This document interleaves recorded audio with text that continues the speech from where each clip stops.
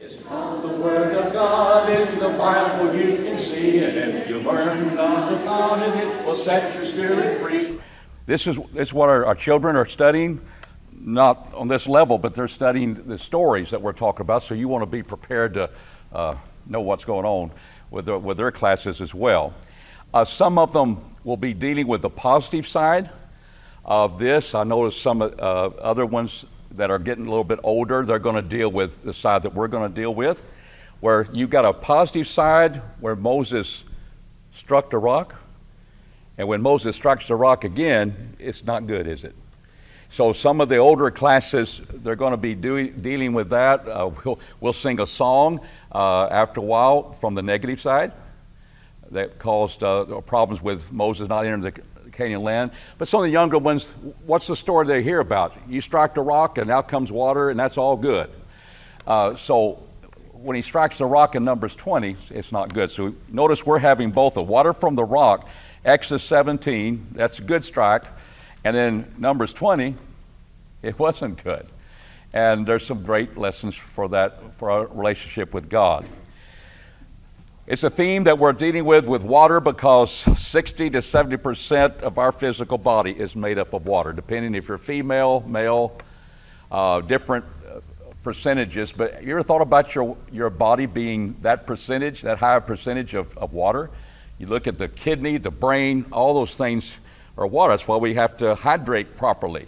And carbonated Diet Coke is probably not the good thing to do. You need to drink a lot of water, right? So we understand that. But water, it occupies, of course, 70% of the Earth's surface. So God taught a lot of lessons about water. What do we need to survive with? It's water, isn't it? And so we got some people not having water when they need it, when they want it, when they're desiring it, when they're thirsty. And that's where God steps in with his care. So what we notice on this map, there's 3 points that, if you may look at the fine print there, but there's different maps you'll see. Where did the people of Israel cross the Red Sea? This map is looking at it from the standpoint of a more northern place than what we see. Well, the Red Sea's down here.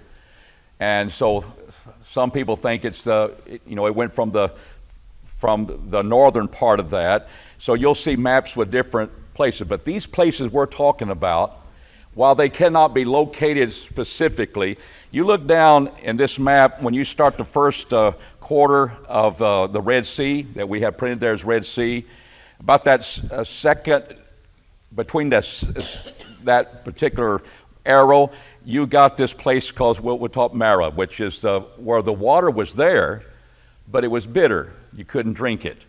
You take it all the way down to the bottom of the peninsula there, toward the bottom where the arrows go, and that's Rephidim. That's where we're going to find Exodus 17 talked about. 38 years later, you can go up north and to Kadesh Barnea. Remember, Kadesh Barnea is where the tribes, the spies were sent out to spy out the land, and they brought back disfavorable positions that they could not take the land, and God made them wander in the wilderness. That's not what they're doing now. But up there at Kadesh Barnea is where we find where Moses sinned when he struck the rock. So that's Numbers 20, down at the bottom, Exodus 17, right there in the middle is what we're going to be looking at first here with Exodus 15, verses 22 through 23. So those are the accounts. We're going to look at details now. Now, question number 1 deals with, we're asking the question, if God knows our needs, that's Matthew 6:32. God knows what we need before we ask him. So we can talk about prayer, and we can include that. That's what we're speaking about in Matthew 6, of asking for things in prayer. Why do we pray if God already knows what I need? That becomes a question. So I'm asking this, since he does know our needs. He's not separated from his creation. He's surely not separated from his people that he is overseeing. They're wanted in the wilderness to be disciplined, to get them to realize, God, will take care of you. Don't doubt it. And yet they were doubting it. And some of the expressions that they use show you that doubt. So we ask the question, why does he do this, that we have to complain of their situation, or they do, before God provides the water? Why do you think God does that without going into his realm of privacy? What do you think he does that? In fact, he'll tell you. So let's look at the one where there was water, but you couldn't drink it. That's got to be more frustrating. We finally found the oasis. We finally found the water, and it's too bitter. We're not able to drink of that water. And so in Exodus 15 and verse 22, we find that this is where they are. And we have Merah, verse 23, that's the place we're looking on the map. But they could not drink of the waters of Merah, for they were bitter. Therefore the name of it was called Merah. And the people murmured against Moses, saying, what shall we drink? And he cried unto Jehovah, and Jehovah showed him a tree, and he cast it in the waters, and the waters were made sweet. Does trees, maybe dead trunks, trees, does that purify water? Not normally. That would be the first play. But let's purify the water. Well, you see that tree over there? And God shows him that tree. God's in play here. He's overseeing things. But they complain. And it's interesting. You got to feel for Moses a little bit. They complain to Moses, and Moses cries to God on their behalf. He gets the complaint, and he's got to go cry to God. And of course, God is taking this personally as well. But that's what happens with Moses, and you wonder why he gets so frustrated at the end of all the murmuring that they have done. I can understand that, but it doesn't give him the right to disobey God, nor does it do us. So he cried unto Jehovah in verse 25. There's the tree. He made the waters sweet by throwing that tree into the water, the body of water. But there's where he's at. There he made them a statue or a statute. Don't read that too quick. It's, well, they're making statues back there. Well, why do you want to have that? It's a statute. And he calls it an ordinance. And why did he do that? All right. You want to know why? God's there. You know why he allows us to get to these points where we have this desperate need from our standpoint? He tests us. He doesn't tempt us, but he tests us. What is he testing? Yes. There's your answer for prayer. What is prayer but an exercise of faith? I trust God. I pray according to his will, because I want things to be done in that umbrella of his will. I don't want something outside of his will, and he only will answer my prayer according to his will. I want that. I'm trusting in him, and I'm okay with that. We say our prayers in the name of Jesus Christ, because indeed he is the authority by which we have access to God. And it's not a magical formula, it's just an understanding. Without Jesus opening that way to heaven as our high priest, we cannot have that direct relationship with God. Who do we pray to? Jesus, the Virgin Mary?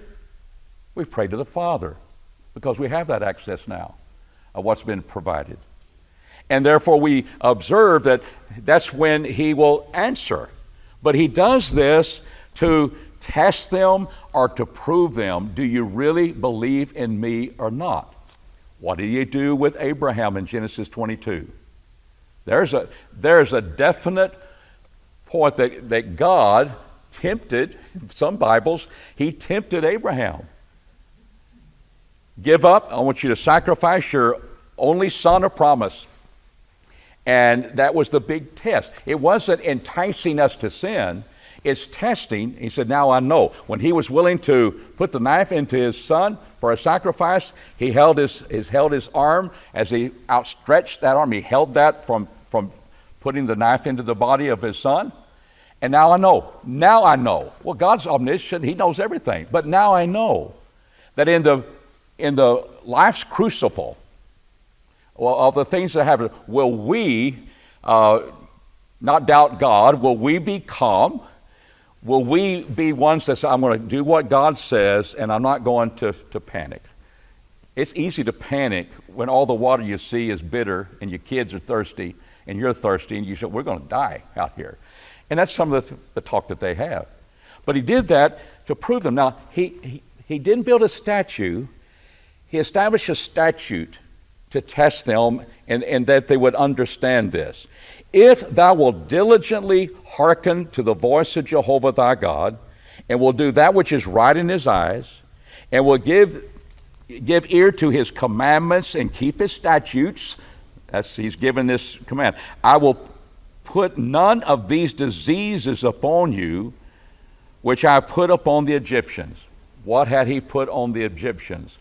Boils, blood in the water. They've seen that. And they know that.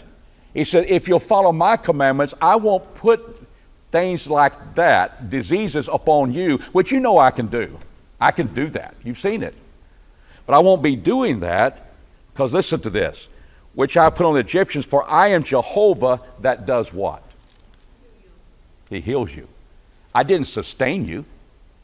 I will water from the rock that sustains your life, heals you. What's the problem? Bitter water, not healthy to drink. What's he warning them about? The diseases that might come. The context is there. I'm a healing God, and I won't put this on you if you trust me.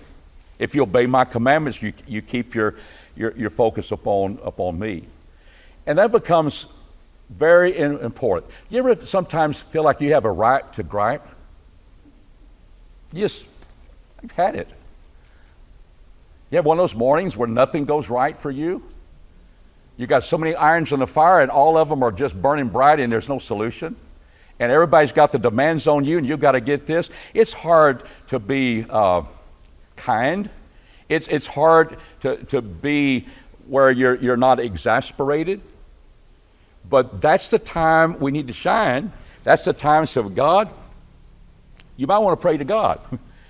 Look at this in Philippians 4, and then we'll move on. In Philippians, the 4th chapter, we have what God says. He says, rejoice in the Lord always. Philippians 4 and verse 4. Now, I don't have a time when I should not be rejoicing. Doesn't mean I'm giddy about everything. Doesn't mean I can't be sad. But I'm rejoicing always in the Lord because he's in control. I trust him, and I'll rejoice. I rejoice with what's going to come out of these difficult things. I know one day I'll rejoice as I see the Lord's way, whatever that would be. But I can always rejoice in the Lord. So let your forbearance, my Bible says forbearance. What does your translation say? Maybe gentleness? Let your gentleness be known. Why? Because I'm at a point that it's not easy to be gentle right now. I'm frustrated. I have every right to be frustrated. But let your gentleness be known unto all men. Who's close by? Who's at hand? The Lord is. Just like he's going to be with all the people here. He's at hand. In nothing be anxious, but in everything by prayer and supplication with thanksgiving, let your requests be made known unto God, and the peace of God which passeth all understanding shall guard your hearts and your thoughts in Christ Jesus. Rejoice in the Lord. Put your anxieties on the Lord. Here's my problems. I'll pray that indeed you'll be able to handle those with gentleness. With forbearance. And forbearance means I can take the blow and I will just take the blow and not retaliate. Just hit me in the gut and I'll take it. Without retaliating with evil. I'll respond. That hurts. I'm frustrated. But I'm to let my gentleness, that's a testing time. And we as God's people must realize that sometimes God brings things into our lives to test us, and when we go through that with forbearance and realize, hey, the fella finally got out here to fix the whatever.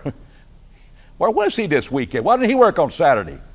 He wasn't here. I got to keep my dogs pinned up till they get this part done. You got that going, you got work going, you got things going, you got frustrated. Everybody is upset. They're asking you questions, and you've got to take time to answer them, but you got something else to do? Oh, it can happen. And it can happen just like that.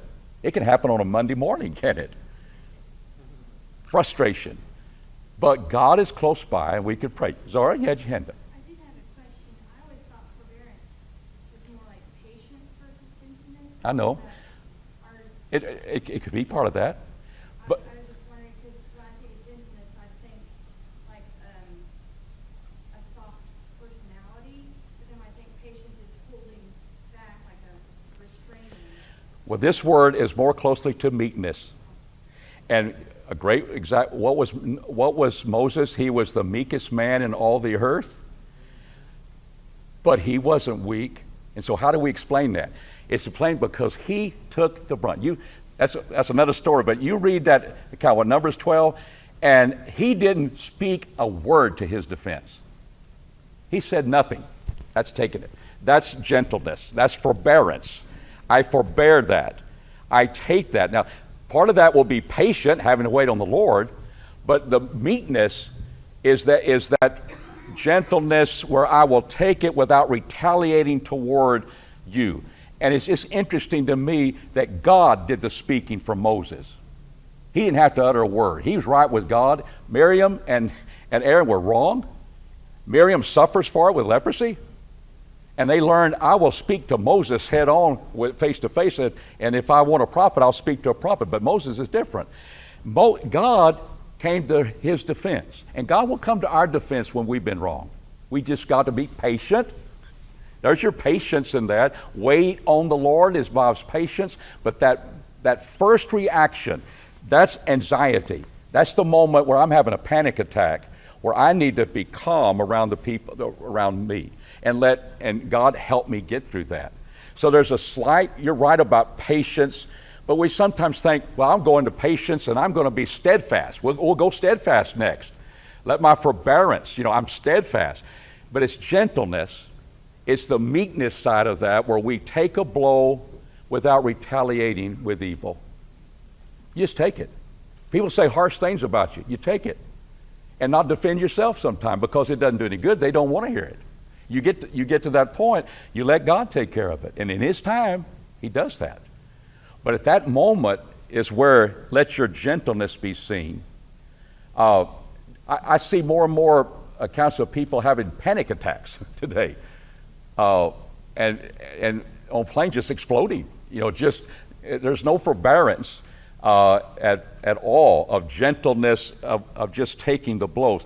Because we've been cooped up, we've been done wrong, we've been lied to, all the things that have happened around us, and people are not thankful, and it's hard to be nice and do things for people when they're not thankful. Oh, it's just a tough time. And I think that's the time. We don't have water, it's one thing not have baby food on the go, but when you don't have the water, man, we're going to get panicky, aren't we? That's where they were.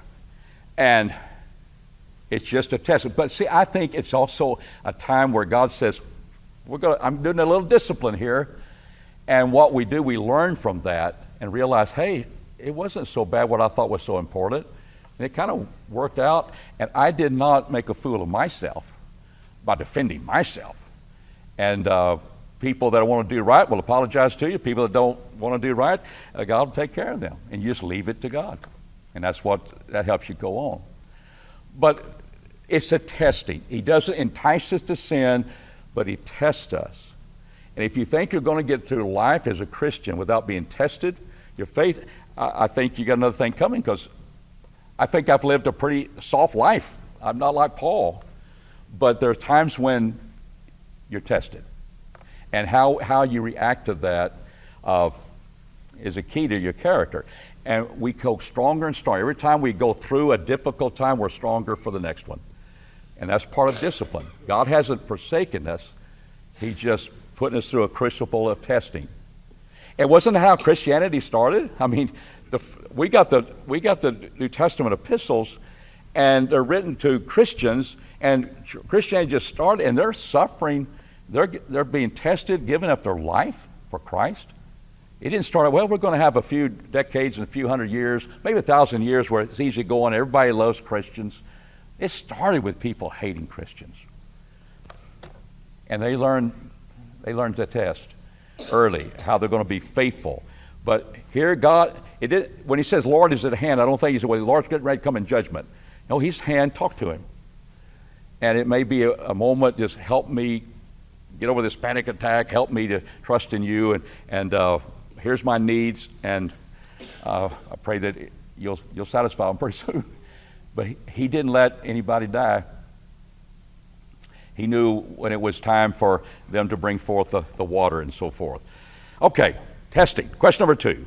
Why does God provide water through miraculous means during the Israelites' wilderness journey? Tree trunk or a tree into water, and then water from the flint rock. 2 times we're looking at. Why does he do that miraculously? Establish faith. All right, faith in whom? Faith in God. Faith in God. Only God could do that. Tree trunks clean up water and strike a rock, and then I want you to speak to the rock, and water will come out. There's a sense of that only God can do. And so you have established water ponds, and then you have places where you don't think the water is anywhere around, and it comes forth. What's that? God. And what was the purpose of miracles? It always was. Confirm the messenger. He's confirming Moses, because he tells Moses, you put the trunk. And the trunk didn't just, or the tree didn't just automatically, hey, look, there's a tree in the water. Show it. He threw it in there. Moses strikes the rock. He was supposed to speak to the rock through his servant. And what does God do? He confirms the servant's power with God. Not that the servant has miraculous power. It's something that could only come through God. And that's the purpose of miracles. What, David, you had your hand up? God miraculously fed them through manna. They were wandering in the wilderness. It wasn't like they could grow crops. No, they didn't know that kind of bread. Normally provided their food, so he miraculously provided them their food. So that's another way that he satisfied their need for food, just like their need for water through miraculous means. Yeah. That he would take care of.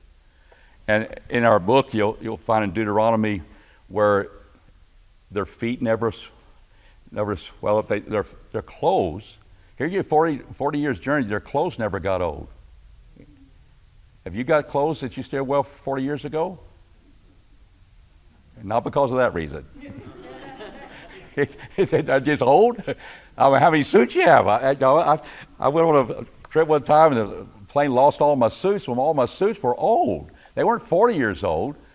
But the airline said, well, depreciation, we owe you this amount of money. I couldn't buy suits that. But I don't think I had a 40-year-old suit or anything like that.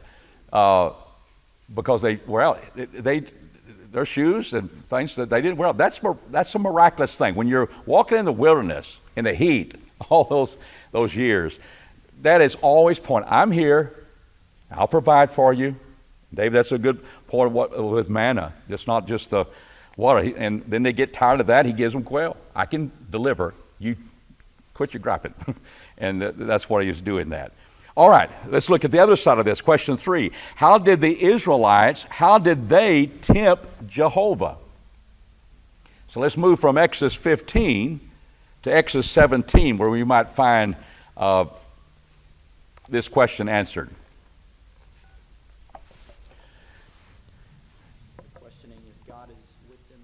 That's right. Look at verse 7. He called the name of the place Massah and Meribah, because the striving of the children of Israel, that's Meribah, and because they tempted Jehovah. How did they tempt Jehovah? Saying, is Jehovah among us or not? And so we've been stressing, he's there, he sees, he's ready to provide. Do we trust him? Well, is Jehovah among us or not? To ever doubt that Jehovah has just taken off from his creation and he has no interest at all in mankind is an insult to the true God of heaven. And that's a comfort. that we may think he's hid his face from us, but those are times Ecclesiastes said that's a time to consider, because we may have sinned. We may be disciplined for something we have brought on ourselves, and there's a lesson to be taught. But he's never there where his hand's not slacking, he can't save you. And that's, Peter starts to sink, Jesus' hand is there to save him. And that was the part of tempting Jehovah. So they are murmuring, and there's you notice in our lesson, he calls those places. And what's interesting to me is that we look at this place not as, well, this is where water came. No, this is where people show their lack of faith in God. Look on page 2, the last paragraph. Because of Israel striving with and tempting God with their murmuring, the place where God provided water for his people is named Blue Oasis or something like. No, it's called Massa and Meribah. And that's Numbers 20. You could put verse 13 there, 3 and 13 there by that, your notes. But Meribah means strife, and Massa means tempting or proving. And so we must not allow those anxious moments to cause us to doubt God, where we are just striving against God or his people, like the elders of the church or that sort of thing, of complaining. And we can make our requests known, but do that and then test God. Are you with me or not, God? That's what this place was named for. And they will do the same thing in Numbers 20 when they doubt the same thing. So look at Numbers 20, and this is where you'll find where he was to speak to the rock, and he struck it. But verse 8 says, "You take the rod and assemble the congregation." So why would that rod be important? That's what he parted the Red Sea with. He's given them water before, striking with that rod. So here he is with a rod, my messenger with a rod, assemble the congregation, and Aaron their brother, and speak unto the rock before their eyes, and it give forth its water, and thou shalt bring forth to them water out of the rock, and give the congregation and their cattle. And Moses took the rod and went before Jehovah as he commanded him. So he did something already so far. That's good. And we'll talk more about what happened next. But in verse 13, these are the waters of Meribah, where people gripe. They were griping at God. Verse 4 says, "And why have you brought the assembly of Jehovah into the wilderness, that we should die here and our beast? And where have we made us to come out of Egypt, to bring us into this evil place?" Look at verse 3. "Would that we have died when our brethren died before Jehovah." What has just happened? And we see it in Exodus 16 as we've gone to Exodus 17. But what had happened with the people? There was the sins of Korah, and when they griped about the few that were 250, those people destroyed, earth just swallowed them up. 14,700 died that day, just because they complained. God's teaching them a lesson.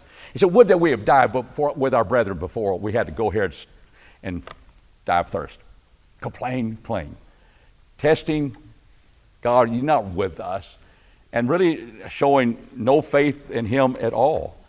And therefore he indeed was one that he had enough, and that was his problem. So is God with us or not? Now, what harm can we cause when we as Christians murmur?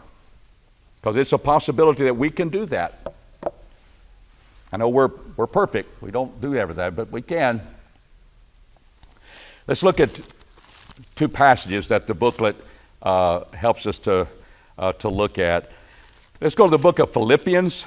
I think that's a great one there that hits this question straight on.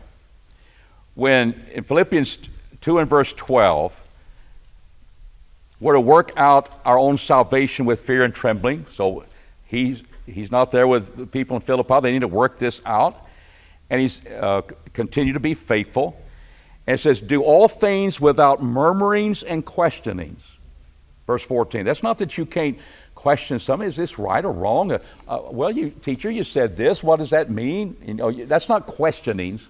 It's out of doubting with murmurings and the fact that, well, I'm going through this, therefore God's not faithful, people not right, or blaming other people for that. Do things without murmurings and questionings, that ye may become blameless and harmless, children of God without blemish in the midst of a crooked and perverse generation, among whom you are seen as lights in the world. What do we say to a world? They're walking contrary, they're living like they want to. What do we say to the world when they come into our presence and we are griping because we got to get up in the morning and go to vacation Bible school at 10 o'clock? Every day till Friday. And they hear that. Oh, by the way, you got any kids? You like to come to vacation Bible school? I don't think so. We're not being a good one to encourage people to come, are we? Because we're what? We're murmuring. I can't believe they had it at 10 o'clock. Or whatever. Whatever time would have been better. Would you like to have it at 2? We've done that before. Everybody would have a problem with the different times. But all right, we got to have it at a certain time. We want to do this. We're going to learn about God and rejoice in the Lord and learn more about Him. We're supposed to be lights, and we can be a discouragement, and we cannot be. We won't be harmless by not murmuring and showing that there's not a requirement that God makes of me that I don't rejoice in doing. Got to get to that point. Difficult, yes. I see the discipline there. I can look through that because I'm growing, but at the same time, at this moment, I'm going to put everything I have into it. This is the moment it shines, and the people in sin, they're not going to hear any murmuring. And the other one we have is in 1 Peter. 1 Peter, the 4th chapter. We're to be using our gifts as God's stewards for the purpose of what he says in verse 11. If any man speaketh the word of the oracles of God, when he ministers and so forth, it's strength that God supplies, that in all things God may be glorified through Jesus Christ. That's our goal. I want God to be glorified, and I want Him to be glorified when I do hospitality. Why would you think of that? Because look at verse 8. Above all things be fervent in your love among yourselves, for love covereth a multitude of sins, using hospitality one to another without murmuring. According as each has received a gift, ministering it among yourselves as good stewards of the manifold grace of God.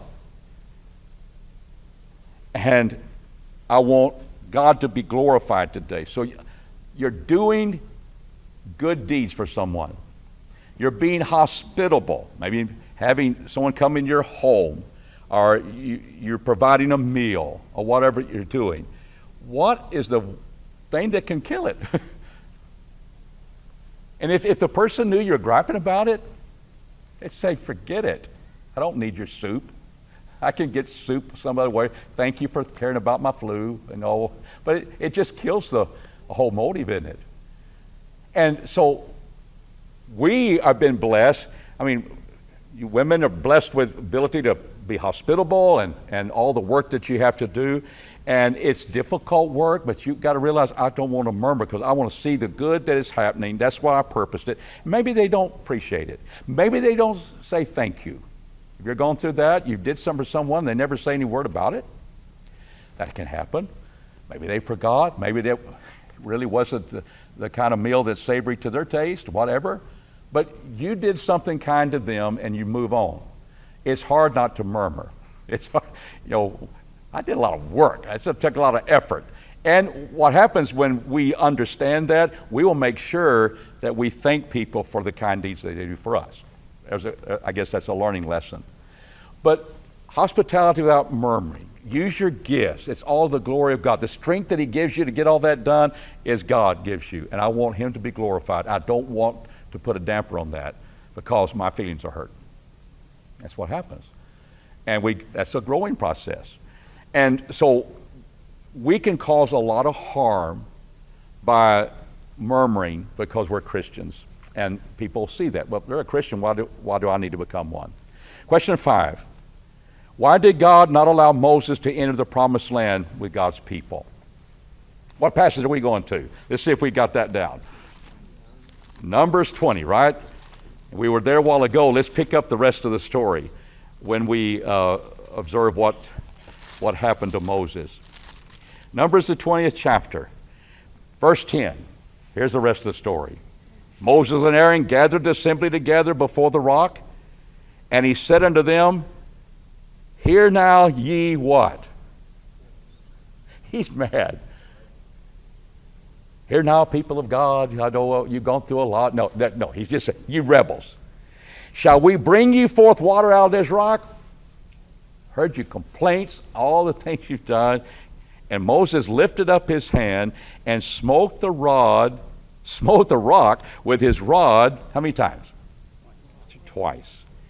And water came abundantly out. And the congregation drank and their cattle. Problem solved. And Jehovah said to Moses and Aaron, Because ye believe not in me to sanctify me in the eyes of the children of Israel, therefore ye shall not bring the assembly into the land which I've given them.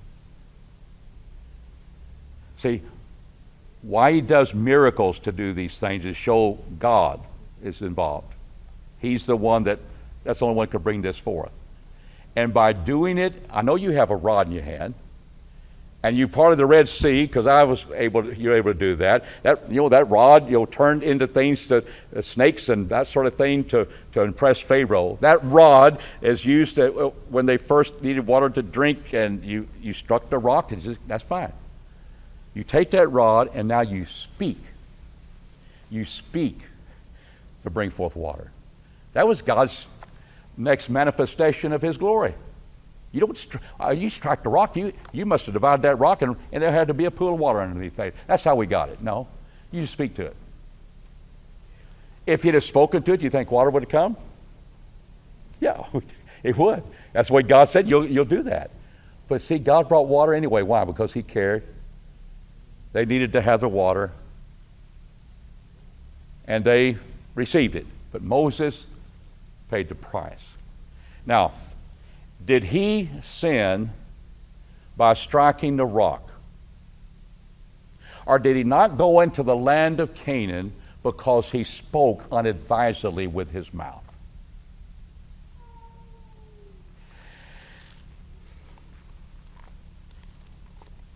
Ye rebels. Is that why he God, you didn't sanctify me before the eyes of the people? You were involved in saying these bad things about us and about me or about them, and therefore he was punishing them. So let's look at another part of this. Turn with me to Psalm 106. And a lot of your Bibles will have a kind of a title, Israel's rebelliousness and Jehovah's deliverances. Well, we're kind of into some of those. And let's just pick up in verse 32. Because we're speaking of what happened to God. They angered him also at the waters of Meribah, so that it went ill with Moses for their sakes.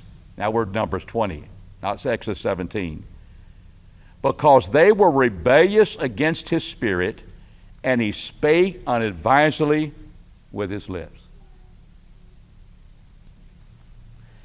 Well, it wasn't the fact that he struck the rock. It's the fact that he spoke unadvisedly with his lips. He called them rebels. And he did that. Well, can you include both of those as reasons? Why do you have to exclude one of them? Did God tell him to speak to the rock or strike it? Speak. That's disobedience. That's sin. And what caused him to speak unadvisedly, which he should have been taken care of, is because he was upset with them, rebellious people. He'd shown them before. God took care of them, and therefore he did it. So this is to say, well, this is why he didn't go in the land of Canaan. You take all of what God says on a subject. This is because of his anger that he blew up. That was his problem. And he struck that rock. But both of those were sinful. Yes, sir. I wonder if also part of the comment, right after he says, calls them rebellious, he says, must we bring water from the rock? And that might have been part of the problem too, because it wasn't totally honoring God. Yeah. Dee Dee, is that what your point you're making? No, I think that's right. He surely didn't sanctify him before the eyes of the people. You have a good point there. And spoke unadvisedly from that standpoint about ye rebels. That's a good point where it kind of, do I have to do this? It's not, but it's not about him. And yet when you're frustrated, it's about me. And that's a great point. That's what brings that, I think that brings that together real well. But that's, imagine just one of these things, he's with them. This is at the end. We're 38 years into the wandering, and he lets his anger get in his way and becomes self-centered, maybe self-righteous, and he does what he does. Question 6. In what areas of the Christian life can we apply the principle of doing exactly what God commands us when he commands it? So we're looking at, he did strike the rock when he's told to speak to it. How does that relate to our, in the Christian life? You can look at the silence of God. He didn't say not to strike the rock, some people would say. That's right. And he didn't say not to, and after all, back there he said strike it. So let's think about, I'll just use the illustrated instrumental music. What's the argument made that we need to have instrumental music now? Well, he didn't say not to. And did we have instrumental music in the Old Testament? He sure did. I mean, there's no doubt you struck the strings of the harp and you played your music. Well, here's a great example that, well, God did authorize it then, but it's the point, what does he authorize now? Back then we could strike the instrument. What now? We speak, don't we, when we sing? That's what he's authorized now.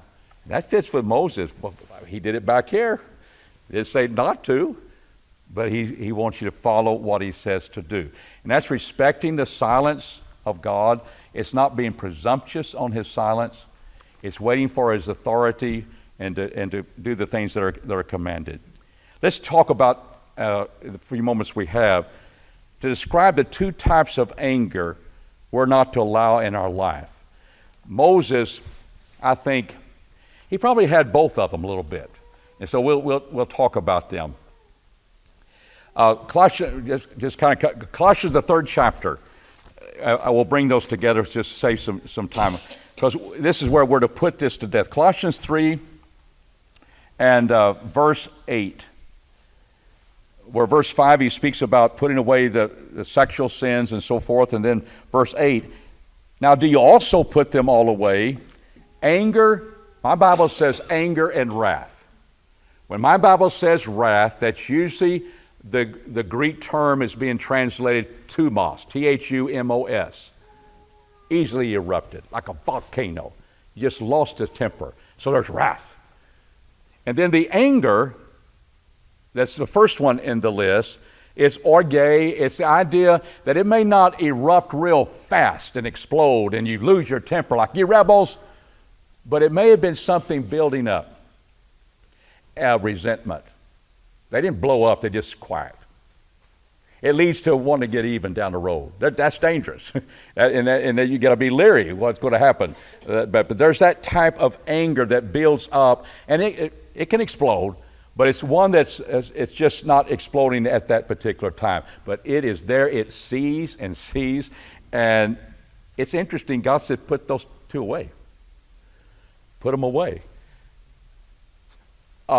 Let not the sun go down on your anger. Be angry and sin not. Let not the sun go down on your anger, because he wants us to realize you don't want it to be seething. That's the relationship of husband and wife. Don't go to bed angry. Solve it. But he won't talk.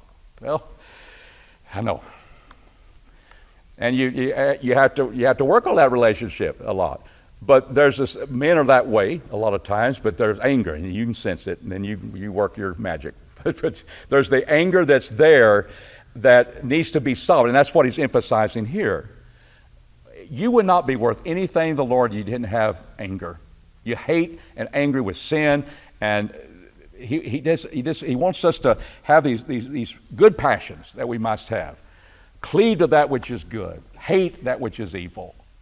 You can't do that and just, well, I'm just kind of a passive person. But the anger part is what we have to keep. We have to funnel it correctly. I need to have a righteous indignation. It's right with God to be angry in this matter. But I'm out here to solve it. I'm trying to be a peacemaker. I will try to solve that. But the idea of exploding at a moment, it always is wrong. And isn't that the one you regret? A lot? Oh, I just lost it. And then, so, well, that's the way God made you. No, that's not the way God made you. We're supposed to overcome that. We maybe have a tendency that way. But we have to kind of work through that and control our temper. But Moses let it get to him, I think, agitated over that. It caused him to think more of himself, prove himself, we got to do this. But he disobeyed God. And that's what was the thing. We've got to overcome that as well. And I think knowing that we're to put it to death, we're not to, well, it's just part of me. I need to get rid of that. And it's interesting. Do you find, I talk about young men and so forth, and I'll give an excuse, but our brains, and I just found out this is not literally true, but our brains, a teenager's brain doesn't kind of get finished until he's 25. And I've found out that's not exactly true either. But it's usually a time they do crazy things, don't they? Just crazy things. And a lot of times that's where I find the temper issue among young men. Frustrated, and it's not the way they want it to be, and boom. And they're full of passion, and then hopefully we learn to control that. But older men can lose it too. And we have to kind of work on that. A lot of times that's a selfish pride issue, all sorts of things.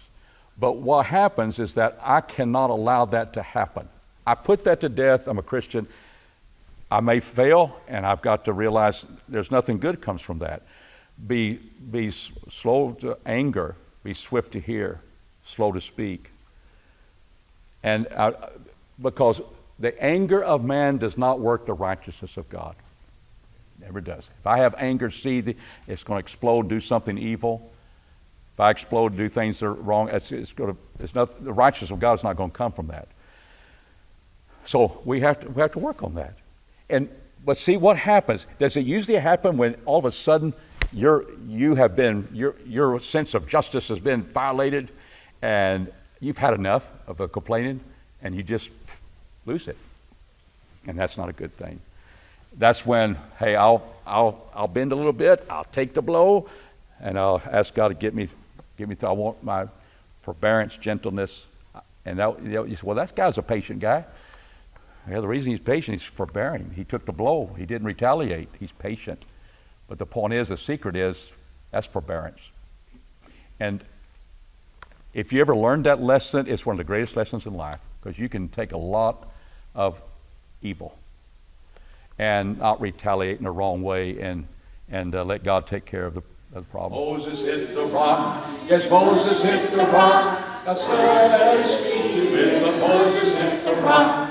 Because of his great sin, he did not have a way to live in the promised land. Because Moses hit the rock. We must all obey every single day. Don't ever do what Moses did, because Moses hit the rock.